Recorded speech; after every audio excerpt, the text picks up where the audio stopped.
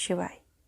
मैं अपने channel astro सुने अनसुने में आप सभी का हार्दिक स्वागत करती हूँ। आज मैं एक कथा प्रस्तुत करने जा रही हूँ जिसका अर्थ है कि आप अगर किसी भी सिक्के को देख रहे हैं तो उसके दोनों पहलू पर नज़र डालें, सिर्फ एक पहलू पर नहीं। कथा का शीर्षक है हाथी और 6 अंधे व्यक्ति। बहुत समय पहले की बात है। किसी गांव में 6 अंधे आदमी रहते थे। एक दिन गांव वालों ने उन्हें बताया, अरे आज हमारे गांव में हाथी आया है। और उन्होंने आज तक बस हाथियों के बारे में सुना था, किसी ने उसे छूकर महसूस नहीं किया था। उन्होंने निश्चय किया, भले ही हम हाथी को देख नहीं सकते पर आज हम सब चलकर उसे महसूस तो कर सकते हैं, उसे छूते हो सकते हैं। और फिर वे सब उस जगह की ओर चले जहां हाथी आया हुआ था। सभी ने हाथी को छूना शुरू किया। पहले ने कहा, मैं समझ गया, हाथी एक खंबे की तरह होता है। पहले व्यक्ति ने हाथी के पैर को छूते हुए कहा, अरे नहीं, हाथी तो रस्सी की तरह होता है। दूसरे व्यक्ति ने पूंछ पकड़ते हुए कहा, मैं बताता हूँ, यह तो पेड़ के तने की तरह है।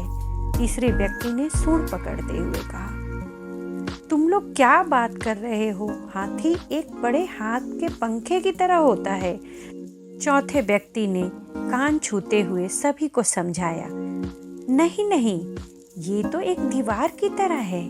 पांचवें व्यक्ति ने पेट पर हाथ रखते हुए कहा, ऐसा नहीं है, हाथी तो एक कठोर नली की तरह होता है। छठे व्यक्ति ने अपनी बात रखी और फिर सब आपस में बहस करने लगे और खुद को सही साबित करने में लग गए। उनकी बहस तेज होती चली गई और ऐसा लगा मानो वे लोग आपस में ही लड़ पड़ेंगे। तभी वहां से एक बुद्धिमान व्यक्ति गुजर रहा था। वह रुका और उनसे पूछा, क्या बात है, तुम सब आपस में क्यों झगड़ रहे हो? उन्होंने कहा, हम यह तय नहीं कर पा रहे हैं कि आखिर हाथी दिखता कैसा है। और फिर बारी बारी से उन सभी ने अपनी बात उस व्यक्ति को समझाई। बुद्धिमान व्यक्ति ने सभी की बातें बड़ी शांति से सुनी और बोला, तुम सब अपनी अपनी जगह सही हो। तुम्हारे वर्णन में अंतर है क्योंकि तुमने सबने हाथी के अलग अलग भाग छुए हैं, पर देखा जाए तो तुम लोगों ने जो कुछ भी बताया है वे सभी बातें हाथी के वर्णन के लिए सही बैठती हैं। अच्छा, ऐसा है, सभी ने एक साथ उत्तर दिया।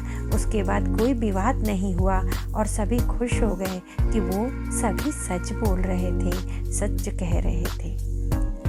दोस्तों, कई बार ऐसा होता है कि हम अपनी बात को लेकर जिद पर अड़ जाते हैं, हम सही हैं और बाकी सब गलत। लेकिन यह कैसे संभव है कि हम सिक्के का एक ही पहलू देखें और उसके अलावा कुछ ऐसे भी तथ्य हों जो सही हों। इसलिए हमें अपनी बात रखनी तो चाहिए, पर दूसरों की बात को भी बड़े सब्र से सुननी चाहिए और कभी भी बेकार की बहस में नहीं पड़ना चाहिए। वेदों में भी कहा गया है कि एक सत्य को कई तरीके से बताया जा सकता है। तो अगली बार जब आप ऐसी किसी बहस में पड़े तो याद कर लीजिए कि कहीं आप ऐसा तो नहीं कर रहे कि आपके हाथ में सिर्फ पूंछ है और बाकी हिस्से किसी और के पास है। आज